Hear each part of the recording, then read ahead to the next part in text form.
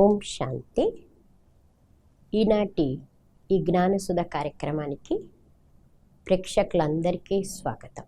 విశేషంగా మనం అనేక విషయాలని ఈ జ్ఞానసుధ కార్యక్రమంలో తెలుసుకుంటున్నాం. ఈరోజు విషయమే చాలా ఆసక్తికరంగా ఉంది.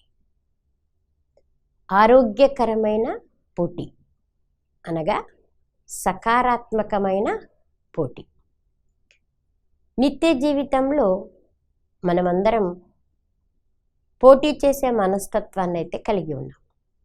కానీ ఇక్కడ తెలుసుకోబోయే పోటీ అంటే మనల్ని ఉత్తేజంగా, ఉమంగ ఉల్లాసాలతో మరియు క్రియేటివిటీగా నిత్యము నవనూతన విషయాలను తెలుసుకునే ఆరాటంతో ముందుకు తీసుకెళ్లేదే ఈ positive competition. So positive competition అనగా ఆరోగ్యకరమైన పోటీ. ఇక్కడ ఎంత ఈజీ అంటే ఈ విషయం, మనము మామూలుగా ఉపయోగించే ఈ పోటీ మనస్తత్వాన్ని నెగిటివ్గా ఉపయోగించేది, భౌతికంగా ఉపయోగించేది పాజిటివ్గా మార్చుకోవడమే. పాజిటివ్ లేక ఎంత మార్చుకుంటామో అప్పుడు అది మనకి యూజ్ మరియు ఇతరులకు కూడా ఉపయోగపడుతుంది. సో ఇక్కడ విశేషంగా మనం అనేక మంది మహనీయులను చూసాం, ఆదర్శవంతమైన వ్యక్తులను చూసాం, సమాజంలో ఒక మహిమ లేదా రాణింపు కలిగిన వ్యక్తులను చూసాం, దేశంలో ప్రాముఖ్యత కలిగిన వ్యక్తులను చూసాం. వీళ్ళందరూ కూడా వాళ్ళ జీవితంలో ఏదో సాధించాలి అనే పరితపనతో వాళ్ళ జీవితాన్ని సాధారణంగా కాకుండా ఒక ఆదర్శంగా, విశేషంగా, మహోత్తరంగా చేసుకోవాలి అని తాపత్రయపడినారు. ఆ తాపత్రయమే పోటీ అనండి. ఆరోగ్యకరమైన పోటీనే తాపత్రయం. సో ఎప్పుడైతే వాస్తవికంగా చెప్పాలంటే కాంపిటీషన్ నెగిటివ్ వేలో ఆలోచన చేస్తే అది నాకంటే మీ అందరికీ బాగా తెలుసు. 3 రకాలైన సి అనగా కాంపిటీషన్ అంటే సి అనే అక్షరంతో మొదలవుతుంది. సో కాంపిటీషన్, తర్వాత కంపారిజన్, కాంట్రాస్ట్, ఈ 3 సీలు నాకు ఇబ్బంది కలిగిస్తాయి. తర్వాత నాకు అనేక రకాలైన చెడు ఆలోచనలే వచ్చేట్లుగా చేస్తాయి. కానీ ఒక్క సి మాత్రం నాకు చాలా చాలా ఆనందాన్ని కలిగిస్తుంది. అదే కంటెంట్మెంట్ అనగా సంతృప్తి. సో సంతృప్తితో కూడిన ఏ పోటీ అయినా మనకు అది ఆరోగ్యమే లేదా మానసికంగాను నాకు ఆనందాన్ని ఇస్తుంది. ఉదాహరణకి ఇప్పుడు మీరు అనేక మంది మహనీయులను తీసుకుంటే దాంట్లో ఆదర్శ వ్యక్తులు వాళ్ళని మనం ఆలోచన చేస్తే ఒక రకంగా మనం వాళ్ళలాగా కాగలమా అనే సంకల్పం రావచ్చు. మనమందరం చూసిన అరుణిమా సిన్హా యొక్క జీవితాన్ని చూడండి. ఒకసారి నేను నా జీవితంలో ఆమె యొక్క ఎగ్జాంపుల్ విన్న తర్వాత నా జీవితంలో వచ్చేటువంటి పరిస్థితులని ఆమె ఎగ్జాంపుల్తో పోల్చుకుంటే అసలు ఇదేమీ పెద్దది కాదు అనిపిస్తుంది. మేము ఈ యొక్క ఆర్గనైజేషన్లో ఉన్న తర్వాత మా ముందు కూడా అనేక మంది ఆదర్శ వ్యక్తులైన పెద్దవాళ్ళు ఈ సంస్థలో ఉన్నారు. వారిని పోల్చుకుంటే కూడా మా జీవితంలో ఎంతో ఉమంగ ఉల్లాసం, ధైర్యం, సాహసం వస్తుంది. అయితే వారందరి గురించి మీకు తెలియదు కాబట్టి అరుణిమా సిన్హా గురించి మనం తెలుసుకుందాం. ఆమె చూడండి, ఒక ట్రైన్లో ప్రయాణం చేస్తున్నప్పుడు అకస్మాత్తుగా కింద పడిపోవడం జరుగుతుంది. ఆమె కాలు మీద రాత్రంతా అనేక ట్రైన్లు పోవడం జరుగుతుంది. ఆమె చూస్తూనే ఉంటుంది, తన కాలు తెగి దూరంగా పడిపోయి ఉంటుంది. ఉదయం అయినప్పుడు ఆ స్టేషన్లో ఉన్న వాళ్ళు ఎవరు ఏమి అని ఆలోచన చేసి ఆమెను హాస్పిటల్లో జాయిన్ చేసి అడ్మిట్ చేయడం జరుగుతుంది. అప్పుడు డాక్టర్ గారు ఆమెను అడుగుతారు,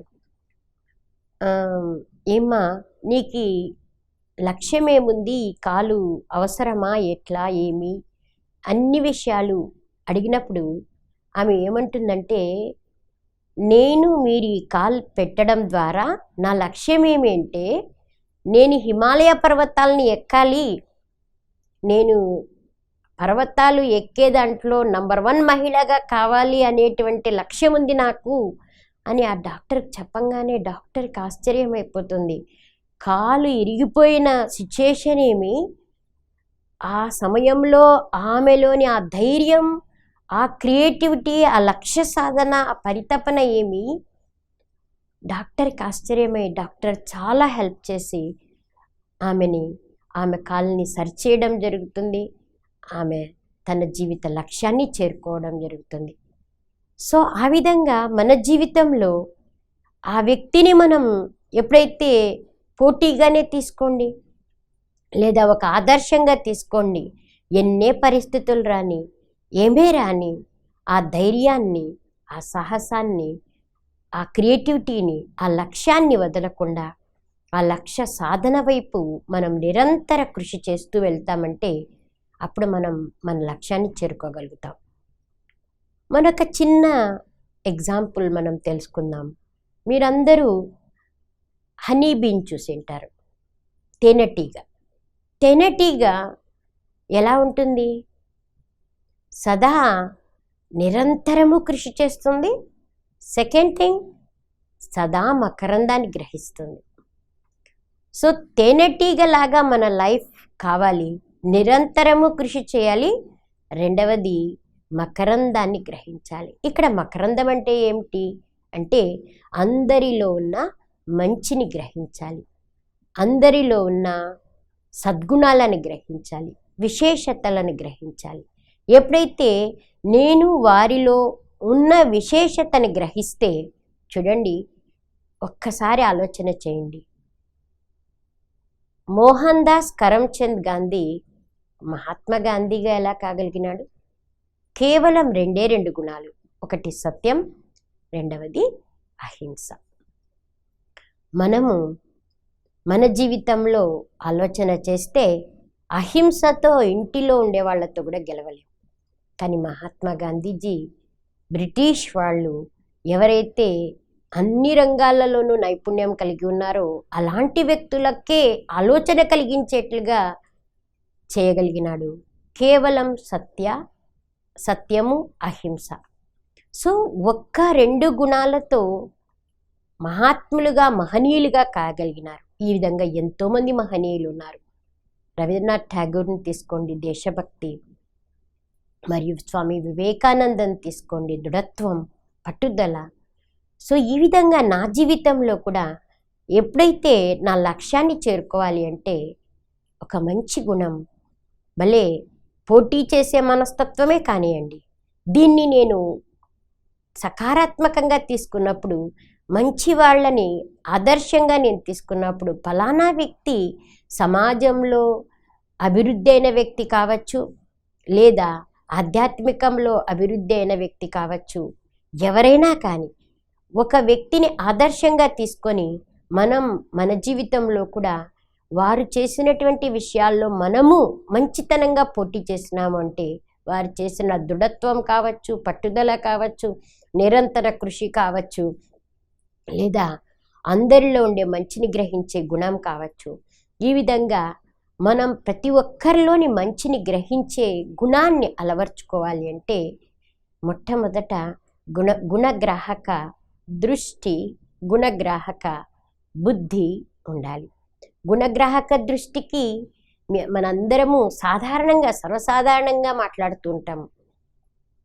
మనం ఎలాంటి అద్దాలు పెట్టుకుంటే ఆ విధంగా సృష్టి కనపడుతుందని మనం చెప్తూ ఉంటాం కూడా. పచ్చకామర్ల రోగికి లోకమంతా పచ్చగా కనిపిస్తుంది. సో నెగిటివ్ వేలో చెప్తాం అది. కానీ ఎలాంటి అద్దాలు, ఇప్పుడు నేను బ్లాక్ కంటెద్దాలు పెట్టుకుంటే నాకు ప్రపంచమంతా బ్లాక్గా కనిపిస్తుంది. మరి మనము గుణాలని చూసే కంటెద్దాలు పెట్టుకున్నప్పుడు ఖచ్చితంగా గుణాలే గ్రహిస్తాం.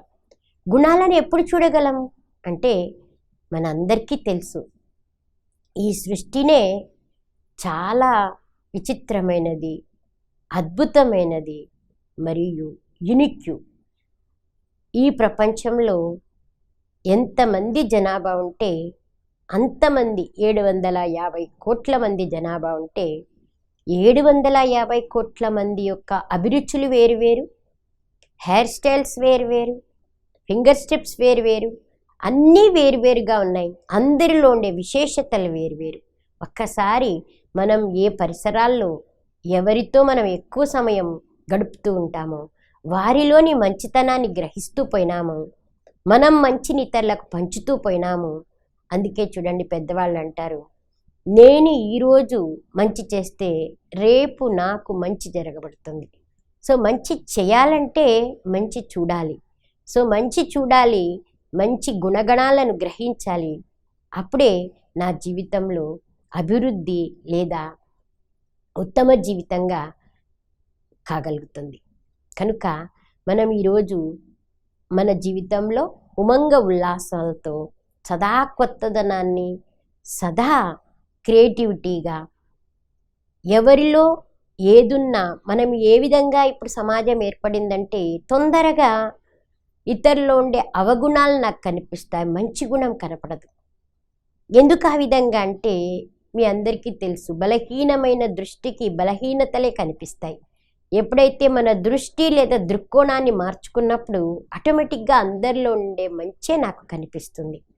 కనుక మొట్టమొదట నాలో ఉండే మంచిని నేను చూడాలి, తద్వారా అందరిలో ఉండే మంచిని, అనగా మంచి అంటే ఇక్కడ విశేషతలు అనుకోండి, లేదా భగవంతుడిచ్చిన ఒక అభిలాషలు అనుకోండి, హ్యాబీస్ అనుకోండి.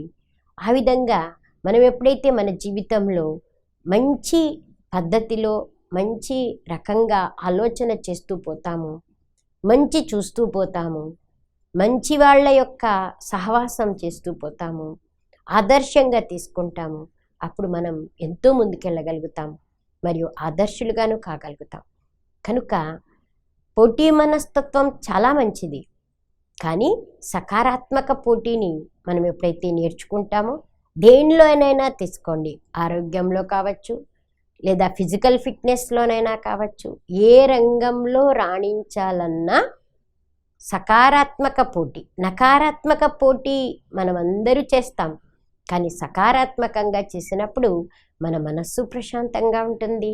ఇతరులు ముందుకెళ్తున్నారు అంటే సంతోషం, వాళ్ళు కింద పడి నేను ముందుకెళ్ళాలి అని మాత్రం అనుకోకూడదు.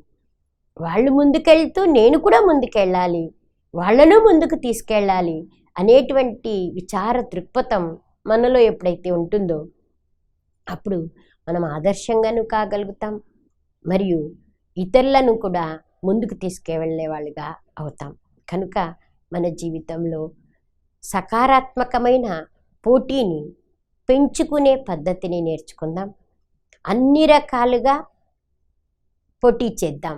ఏది మనలో విశేషత ఉందో, ఏది మనకు దేవుడిచ్చినారో ఆ కళ, దాన్ని చాలా ముందుకు తీసుకెళ్లేందుకు మన జీవితంలో సదా ఎంతూజియాజంగా, క్రియేటివిటీగా ఉంటూ అందరినీ ముందుకు తీసుకెళ్తూ నేను ముందుకెళ్ళాలి అనే శ్రేష్ఠ సంకల్పంతో మనందరం ఈ యొక్క అలవాటుని చేసుకుంటూ మన సమాజాన్ని కూడా మంచి పద్ధతిలో శ్రేష్టమైన సమాజాన్ని పునరుద్ధరించడానికి పాటుపడదాం.